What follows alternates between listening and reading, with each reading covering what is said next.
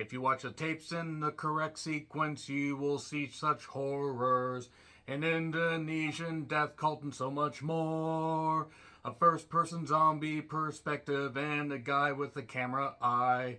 Da, da, da, da, da. Welcome to Paradise. I'm John Renton with the retro view of VHS 2 Electric. Holy goddamn gory shit boogaloo. Let me know your thoughts on this movie in the comments, please. I decided to rewatch this because I remember being utterly terrified by at least one of these tapes. That's two. And actually, I remember being a bit like squeamish about a couple others. And man, I remember why, because there was some fucked up goddamn shit going on in this movie, this anthology horror movie. It's a sequel to, wait for it, VHS. And that one was so wildly successful, they said, let's churn out a sequel. Now, honestly, the first VHS is a bit uneven. I mean, the Honeymoon one, while not bad and featured some talent, was probably the weakest tape, but that had 5 tapes with an overarching story. Okay, that wasn't the number 5, but you get the idea. I'm going to cut the Honeymoon off, and then you have just 4 remaining. But this had 4 tapes with an overarching story.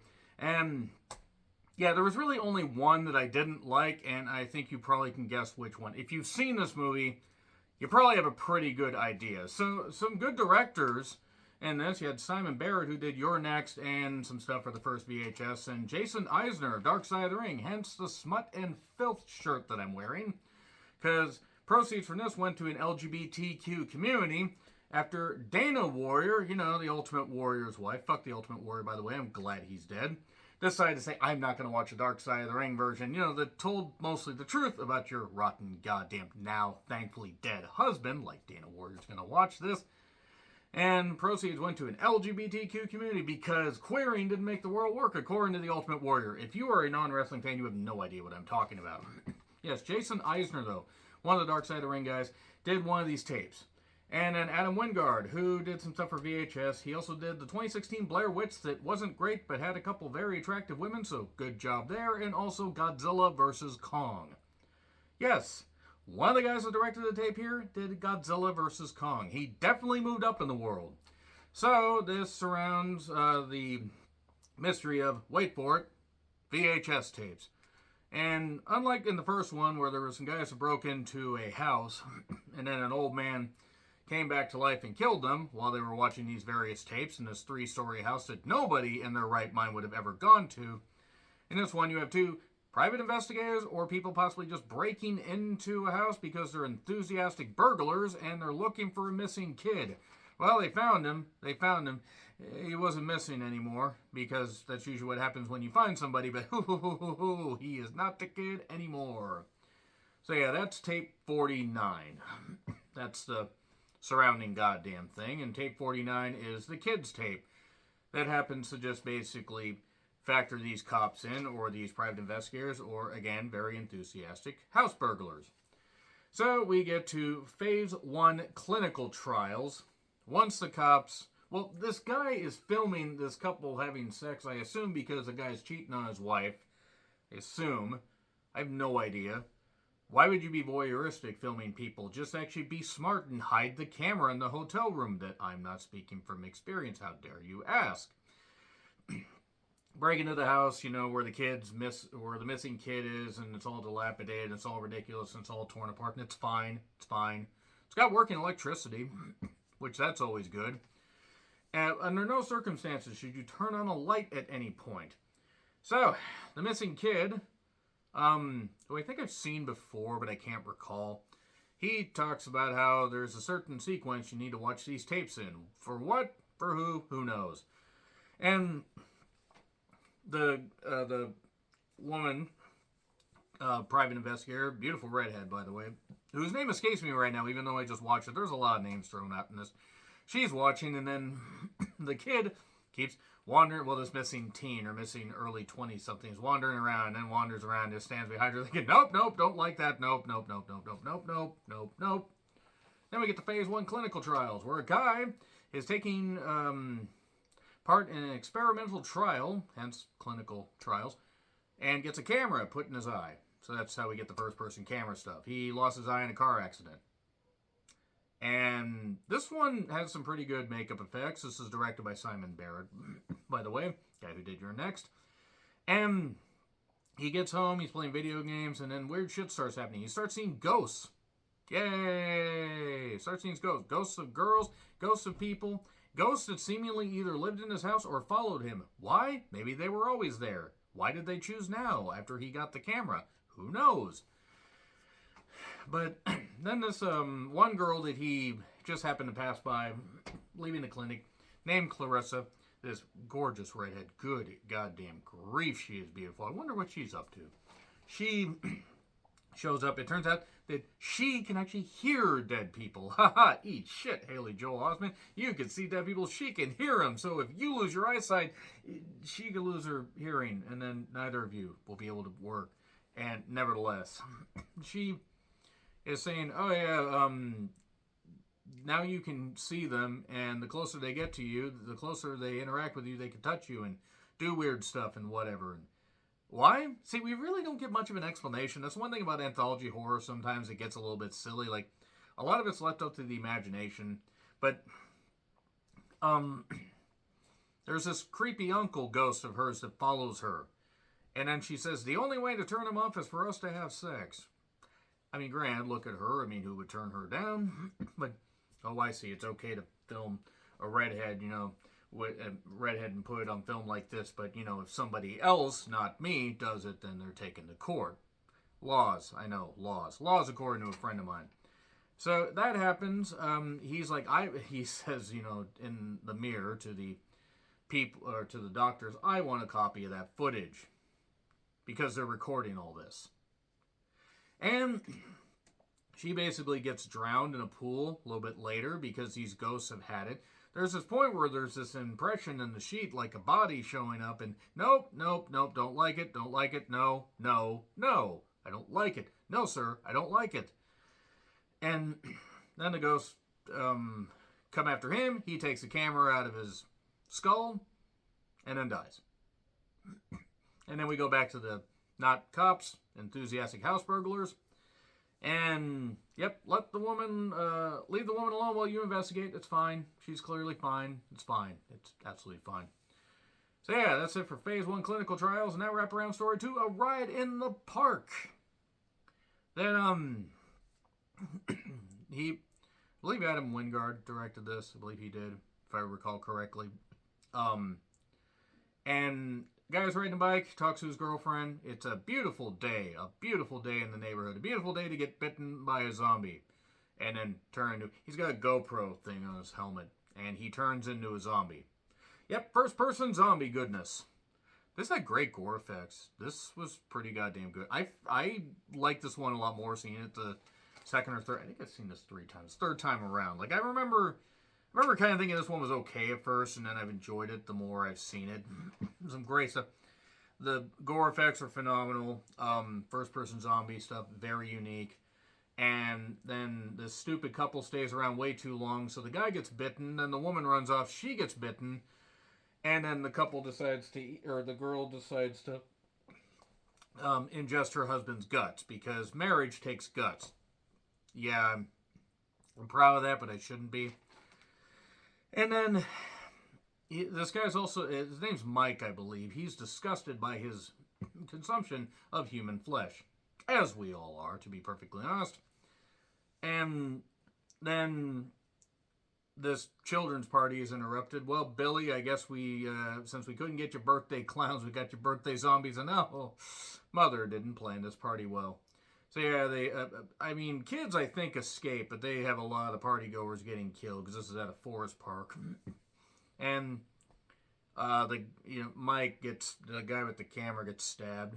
And so he's got this, and then he sees himself in the reflection while he's trying to scare the kids.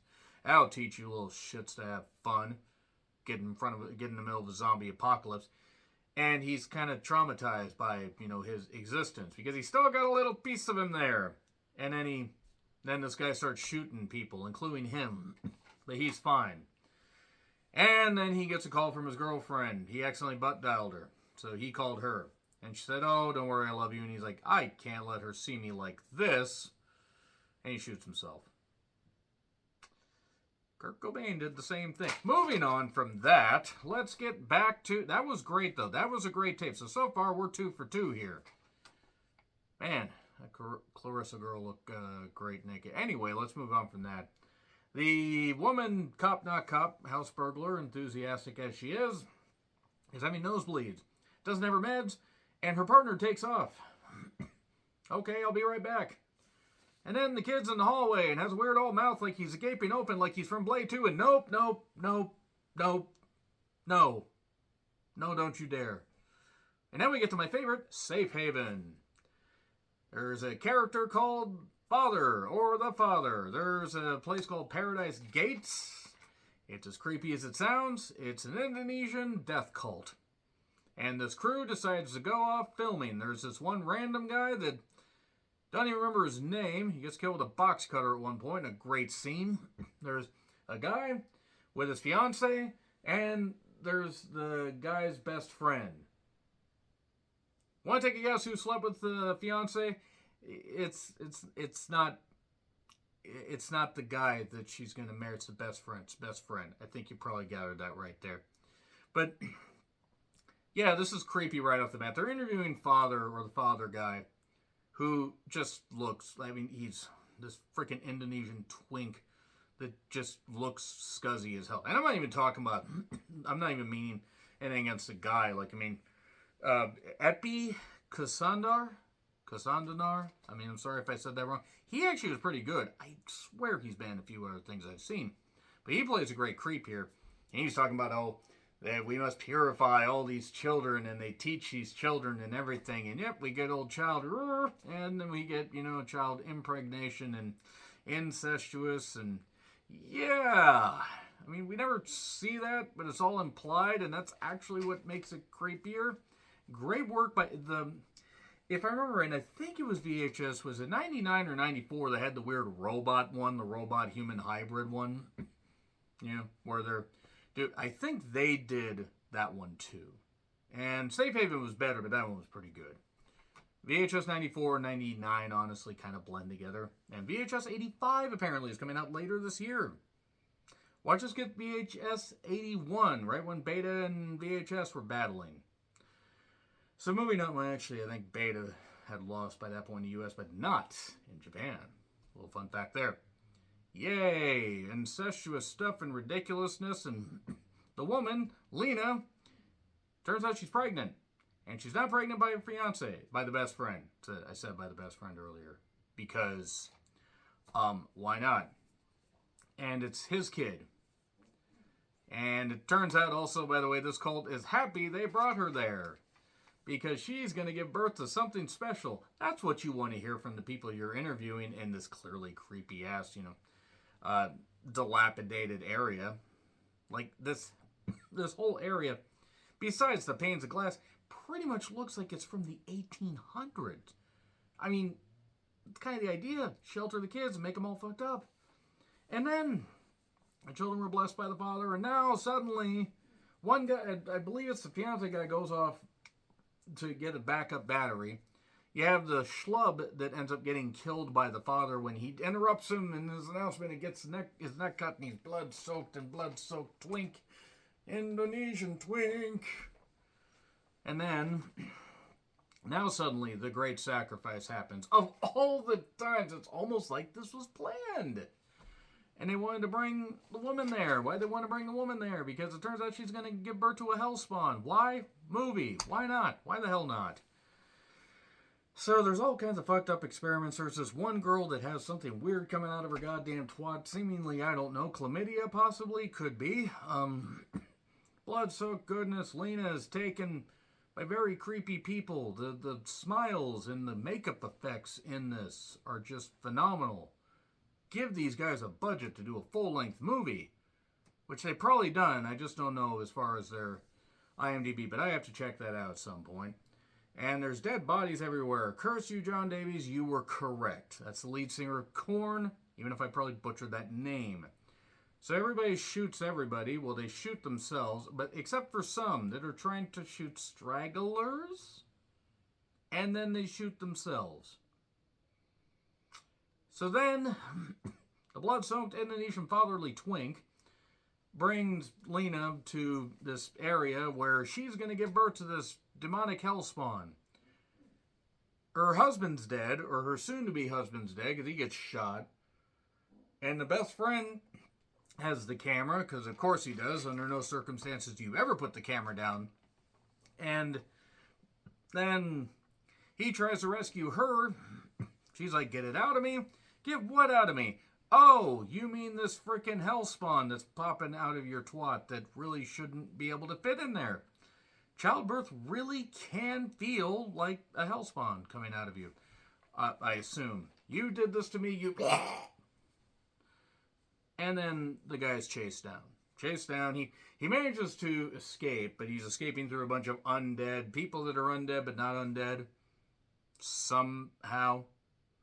The children are dead because we had the Jim Jones juice cleanse going on at one point. And then he manages to escape into the van, gets out, and then the van gets knocked over. And then you have this winged centaur thing that has Mantar's head, that deep cut for wrestling fans. Bah, bah. And then he's laughing while snot and blood's hanging out of his nose. It's great. Safe Haven is great. Seriously, give the guys that wrote and directed this a big enough budget to do a full-length movie. If this is what they can do with this short runtime, imagine what they could do in a full-length feature. So, we get back and the enthusiastic house burglar girl is dead. The guy is wondering what the hell's going on. And we go to Slumber Party Alien Abduction. Kids decide to party, they attach a camera to a dog, and the aliens end up killing the dog. Eat shit, movie. That's all I have to say right there. Eat shit, tape. How dare you? This ended up inspiring Kids vs. Aliens. That was also dog shit. Seriously, it was really dog shit. Jason Eisner has talent as a filmmaker, and both these were dog shit. Pretty certain I'll probably get hate for that. I don't really care, because I love Dark Side of the Ring, but I have to be fair when I don't like something. So yeah, the dog dies. And yeah, I know that everybody dies, as Lance Archer's theme says, but could have probably spared the dog. Spared the dog just a bit. Anyway, so we go back to the house. We see that the kid is going to sacrifice himself, but he blows his mouth off, and his mouth is all wide like this. And then the girl, the enthusiastic house burglar, resurrects, spider walks, and then her partner shoots at her. Oh, but he's in the closet with the weird kid that has his mouth and jaw blown off, and he has his tongue hanging out. His tongue is so goddamn big, he must have been the life of the party with the ladies. And he does a thumbs up, and then we go to the end. That's it for that. Besides Slumber Party Alien Abduction, this actually was pretty damn good. Then we got to VHS Viral, which I may retro-view at some point. VHS Viral is terrible. Nobody likes VHS Viral. If you think you do, you might want to see a psychiatrist. Anyway, agree, disagree what I said, like, share, subscribe, Twitter handle in the description. I'm John Rickland. I'll see you soon.